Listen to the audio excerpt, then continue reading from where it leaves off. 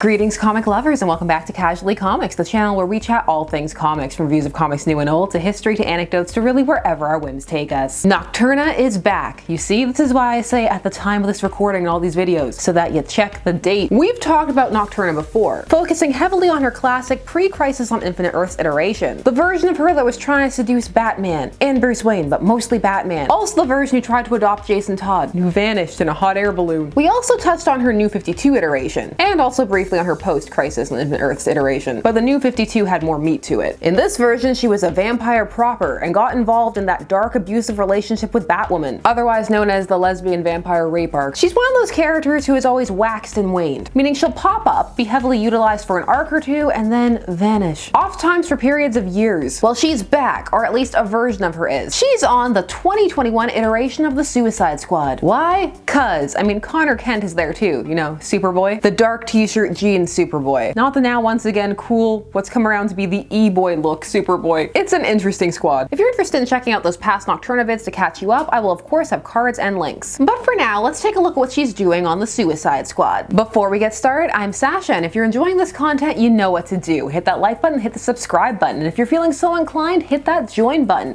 Join us on this comic book journey and help us produce even more content. Increase the amount of madness that we can explore together. Nocturna makes her reappearance in Suicide Squad issue 2 of the 2021 run, which has up until that point been centered around them acquiring members for the squad that Amanda Waller wants, and it seems like it'll be centered around that for a couple of issues to go at least. It is also heavily featuring Peacemaker, putting him front and center, setting him up as the leader of the squad, it looks like. At the time of this recording.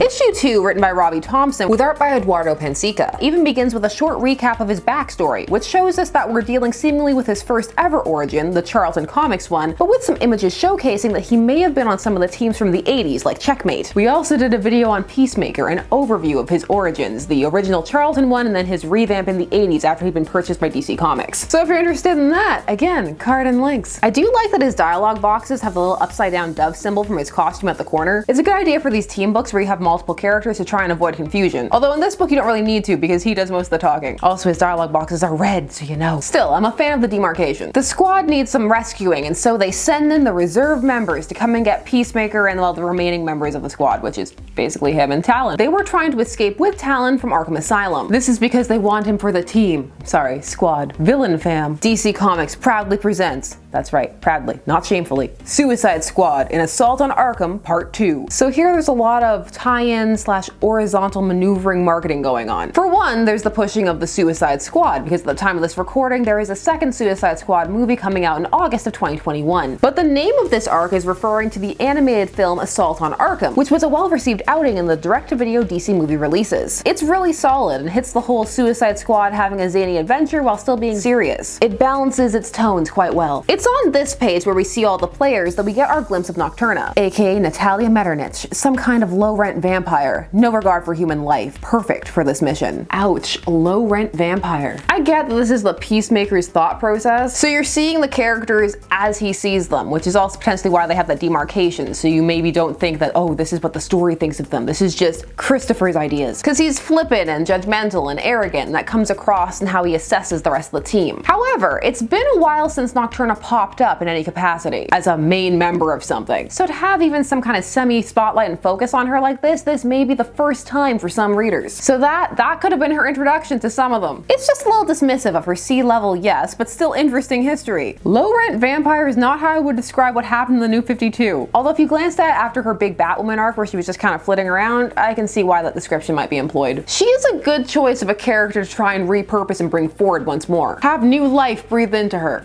But low rent? Come on, man. Christopher, you were a diplomat. Is this why diplomacy failed? Is this why you have to fight for peace? Nocturna doesn't do much this issue. She tosses Peacemaker a mask because there's Joker gas flooding in. She also gets told not to kill by Connor, which prompts her to say, "You are the literal worst." He's not, though. That's an incorrect use of the term. This is one of 3 lines she has this issue, where every single one of them is just mildly annoyed. She is annoyed by the proceedings. She has better things to do, except she doesn't because she has to be on the Suicide Squad. She also has a curse word in her dialogue. A bunch of the characters do, because this is edgy and serious. And when things get really serious, your dialogue turns into symbols because we need to maintain a rating. This is T for teen, and teens can't read swear words, I guess. Not the hardcore ones that we're implying with all those symbols, you know, like The meat of this issue is them getting Talon and setting up a fight for dominance between Connor and Peacemaker, with a lot of Peacemaker's thoughts about Connor being a bastard and not having parents. I guess he's anti-clone. He's got that clone hate. I'm not your son. You're not anyone's son, son. Sick burn?